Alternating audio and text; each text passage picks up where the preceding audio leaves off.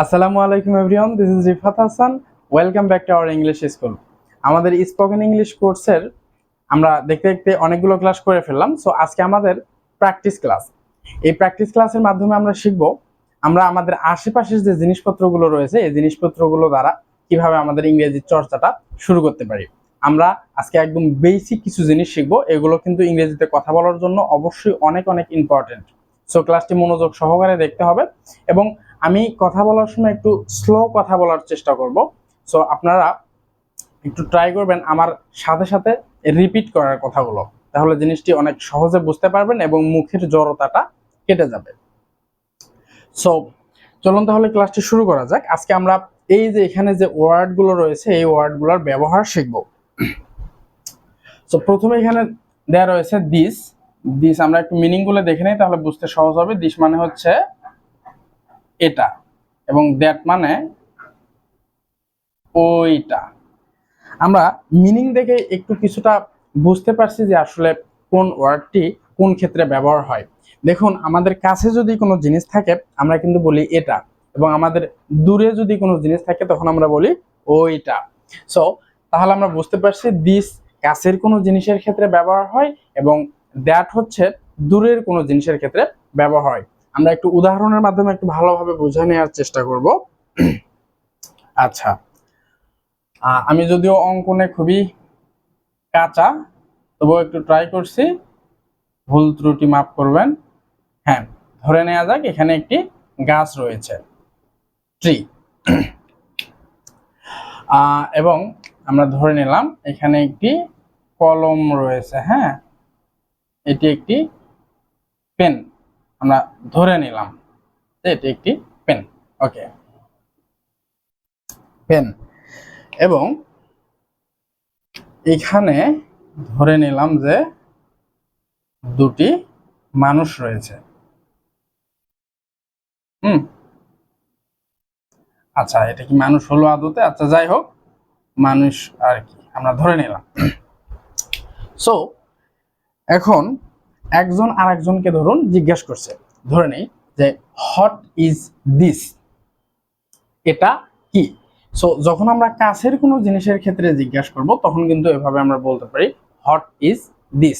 এবং আমরা যদি এই মানুষটি যদি এই জিনিসটার ক্ষেত্রে জিজ্ঞাসা করতে যাই যে হোয়াট ইজ, আর তখন কিন্তু দিস হবে না, তখন হবে দ্যাট। হোয়াট ইজ দ্যাট, যেহেতু জিনিসটি অনেক দূরে রয়েছে। সো আমরা কাছের জিনিসের ক্ষেত্রে হোয়াট ইজ দিস ইউজ করব এবং দূরে যদি কোনো কিছু থাকে সেই ক্ষেত্রে আমরা ব্যবহার করব হোয়াট ইজ দ্যাট। সো তাহলে আনসারটা কি হবে?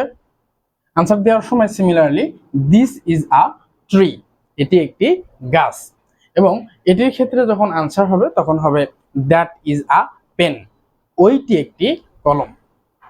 সো এভাবে কিন্তু আমরা কাছের এবং দূরের জিনিসের ক্ষেত্রে দিস এবং দ্যাট দিয়ে কোশ্চেন করতে পারি।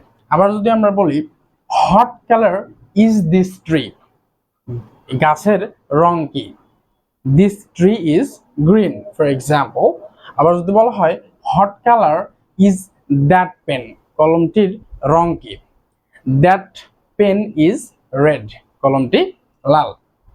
সো এভাবে আমরা দিস এবং দ্যাট ব্যবহার করে কাছে এবং দূরের আমাদের আশেপাশের যে জিনিসগুলো রয়েছে, এখানে আমি এক্সাম্পল শুধু ট্রি এবং পেন দিয়ে দেখিয়ে দিলাম যে বিল্ডিং রয়েছে, আশেপাশের মানুষ রয়েছে, তারপর যা কিছু রয়েছে আশেপাশে, আমরা সবকিছু দিয়ে কিন্তু এভাবে দিস এবং দ্যাট দিয়ে চর্চাটা আমাদের চালিয়ে যেতে পারি। সো আমরা দিস এবং দ্যাট এর ব্যবহার শিখলাম। এবার এখন আমরা একটু দিস এবং দোজ এর ব্যবহার শিখবো। দেখুন, দিস হচ্ছে এগুলো, এগুলো, দোজ হলো ওইগুলো।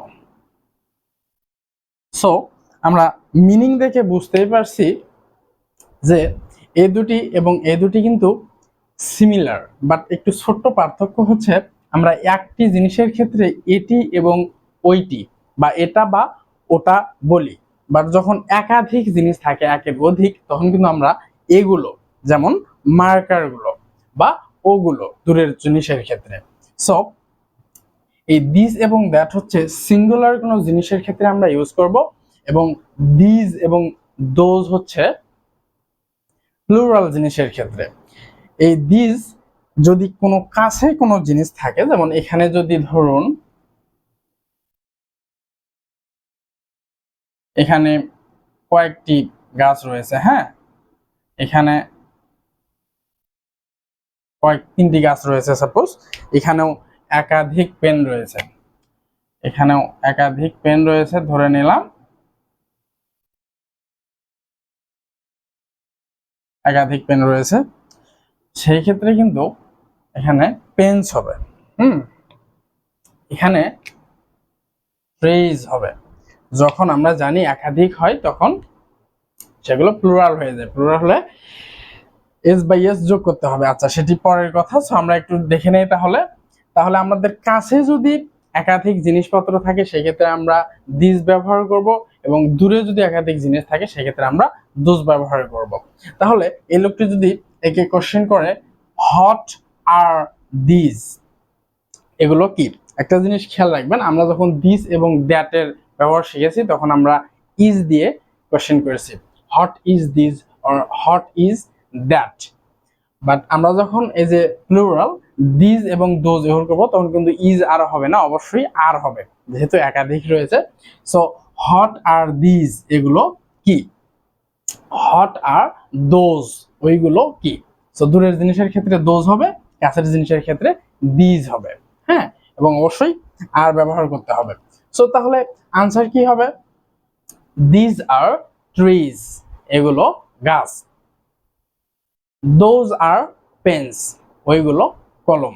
সো আমরা কিন্তু এইভাবে দিস এবং দোজ ব্যবহার করে আমাদের আশেপাশে যেসব জিনিসপত্র রয়েছে সব জিনিসপত্র দিয়ে আমরা কিন্তু কোশ্চেন করতে পারি, নিজেরাই, আবার নিজেরা আনসার করে করে ইংরেজি চর্চা করতে পারি।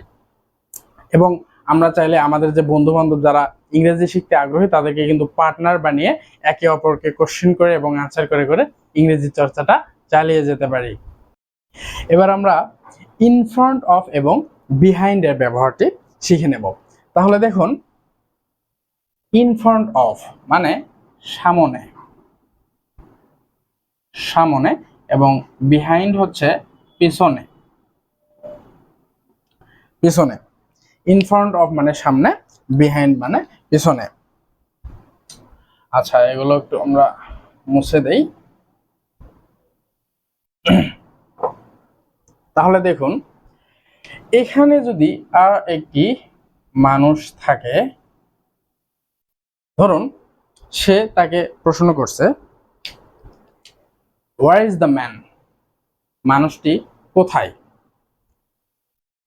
The man is in front of the tree, মানুষটি গাছটির সামনে। আবার যদি বলা হয় হোয়ার ইজ দ্য ট্রি, গাছটি কোথায়? The tree is behind him, গাছটি তার পিছনে। অনেকে বিহাইন্ডও বলে, অনেকে বিহাইন্ডও বলে, দুটি right. You can use any of them, both of them are right. Okay, so আমরা বডি না প্র্যাকটিস করে আমরা একটু সরাসরি চর্চা করার চেষ্টা করি। দেখুন, মার্কারগুলো আমার সামনে রয়েছে, তাহলে আমরা জানি সামনের ইংলিশ হচ্ছে ইন ফ্রন্ট অফ, মানে সামনে। তাহলে একটি মার্কার নেই, is the marker in front of me, মার্কারটা কি আমার সামনে? মার্কারটি তো আমার সামনেই রয়েছে, তাই না? তাহলে yes, the marker is in front of you, মার্কারটি আপনার সামনে বা তোমার সামনে। আবার যদি মার্কারটি ধরে নিলাম আমার পিছনে রয়েছে, বা এই যে বোর্ডটি আমার পিছনে রয়েছে, সেই ক্ষেত্রে আমরা কোশ্চেন করতে পারি, মানে নিজেই কোশ্চেন করছি, আমি নিজেই আনসার দিচ্ছি। Is the whiteboard in front of you, সাদা বোর্ডটা কি আপনার সামনে? বোর্ডটা কি আমার সামনে রয়েছে? না, বোর্ডটি আমার পিছনে রয়েছে। আনসার হবে no, the whiteboard is not in front of me but it's behind me, না, সাদা বোর্ডটি আমার সামনে নয়, এটি আমার পিছনে। সো এভাবে কিন্তু আমরা আমাদের আশেপাশের যে কোনো জিনিস নিয়ে চর্চা চালিয়ে যেতে পারি। আবার যদি বলা হয় is the marker behind me, মার্কারটা কি আমার পিছনে? মার্কারটা আমার কোথায় রয়েছে? সামনে রয়েছে। আনসার হবে no, the marker is not behind you but it's in front of you. না, মার্কারটি আপনার পেছনে নয়, বাট এটি আপনার সামনে। সো আসলে বোর্ডে তো সবগুলো এক্সাম্পল দিয়ে একটি ক্লাসের মধ্যে সবকিছু বুঝিয়ে দেওয়া পসিবল না। আমি জাস্ট বেসিক ধারণাটা দেওয়ার চেষ্টা করছি। আপনারা আপনাদের ঘরের বিভিন্ন জিনিসপত্র বা আশেপাশের যে বিভিন্ন জিনিসপত্র রয়েছে সেগুলো দিয়ে ইন ফ্রন্ট অফ এবং বাহাইন্ড দিয়ে কিন্তু অবশ্যই চর্চা করবেন। এবার আমরা শিখব টেকিং ফ্রম এবং পুটিং অন এর ব্যবহার। টেকিং ফ্রম মানে হচ্ছে কোনো কিছু থেকে নেয়া, হ্যাঁ, থেকে নেয়া, এবং পুটিং অন হচ্ছে কোনো কিছুর উপরে রাখা, উপরে রাখা। ওকে, সো আমরা যদি একটু এখানে প্র্যাকটিক্যালি দেখার চেষ্টা করি, আমার হাতে একটি ধরে নিলাম একটি বই রয়েছে এবং একটি মার্কার রয়েছে। সো তাহলে টেকিং ফ্রম মানে নেয়া এবং পুটিং অন মানে রাখা। সো ধরুন মার্কারটি বইটির উপরে রয়েছে, আমি বইটির উপর থেকে মার্কারটি নিচ্ছি। তাহলে যদি কোশ্চেন করা হয় অ্যাম I taking the marker from the book, আমি কি মার্কারটি বই থেকে নিচ্ছি? অ্যাম আই টেকিং দ্য মার্কার, আমি কি মার্কারটি নিচ্ছি ফ্রম দ্য বুক, বই থেকে? আমি আসলে তো নিচ্ছি, তাই না?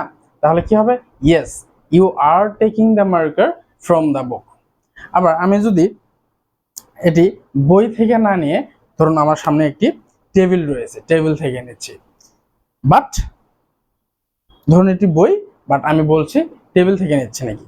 ওকে, am I taking the marker from the table, আমি কি মার্কারটি টেবিল থেকে নিচ্ছি, বাট আমি নিচ্ছি এটা বই থেকে। তাহলে আনসার কি হবে?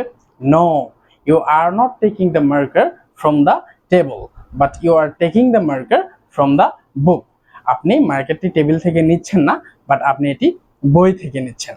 আবার ধরুন আমি মার্কারটি বইয়ের উপর রাখছি, বাট আমি উল্টাটা বলবো যে am I taking the marker from the book, but আমি এটা রাখছি কিন্তু।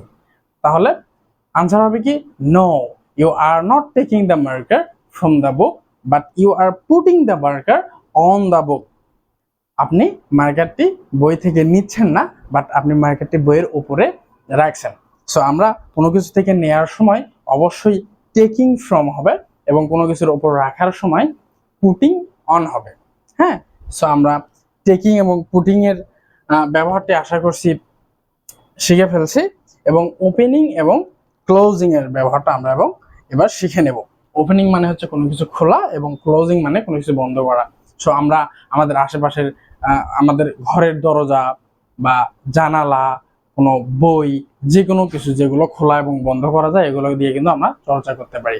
যেমন ধরুন আমি বইটি খুলছি, তাহলে যদি কোশ্চেন করা হয় am I opening the book, আমি কি বইটি খুলছি? হ্যাঁ, আমি বইটি খুলছি। সেক্ষেত্রে আনসার হবে yes, you are opening the book, হ্যাঁ আপনি বইটি খুলছেন।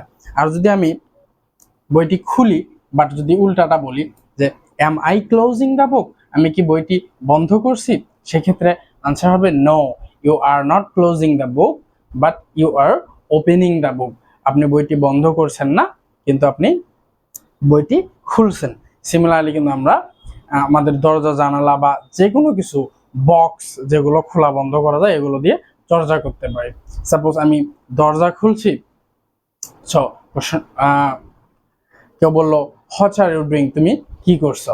I am opening the door, আমি দরজা খুলছি। Or I am closing the door, আমি দরজা বন্ধ করছি। সো এভাবে কিন্তু আমরা এই ওয়ার্ডগুলো দ্বারা অবশ্যই আমাদের চারপাশের যে জিনিসপত্রগুলো ছড়িয়ে ছিটিয়ে রয়েছে এগুলো দ্বারা আমরা অবশ্যই চর্চা করব। চর্চা করলে দেখবেন অটোমেটিক এগুলো একসময় আপনার মুখে এসে যাবে এবং আপনার মুখের জড়তা কেটে যাবে, আপনি ইংলিশ দেখবেন অনেক সহজে বুঝতে শুরু করছেন। So if you think this video is helpful for you, you can share this video with your friends, family members and relatives. And don't forget to subscribe our channel. That's all for today. See you in the next class with another topic. Stay happy, stay safe. Allah Hafiz.